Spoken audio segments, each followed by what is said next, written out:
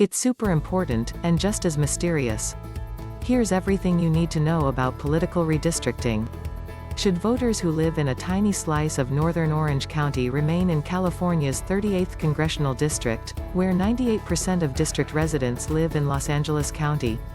Or would the OC voters now in the 38th be better served if they were moved into one of the nearby House districts that are entirely within their home county?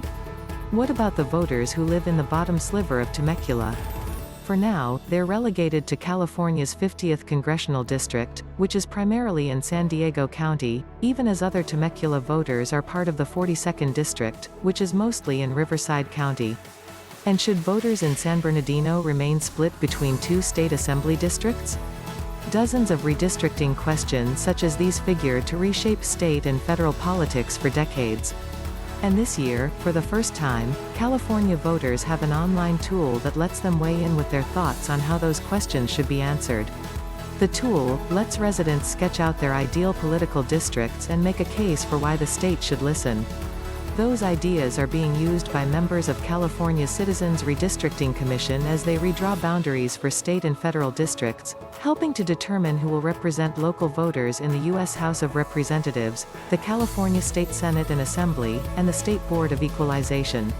Redistricting happens once a decade after the federal government publishes updated census information.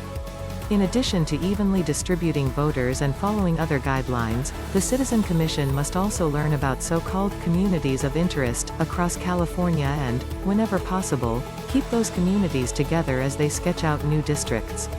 That's where the online tool, which is designed to make redistricting in California even more inclusive, comes in. Anybody in the community can have a voice. That's why I think this process is so awesome, said Linda Kutagawa, a Huntington Beach resident and independent voter who is one of 14 people selected as a member of the State Redistricting Commission. It's a chance for people to speak up and say what's important to them and to share with us so that we can take that all into account with the lines that we're drawing.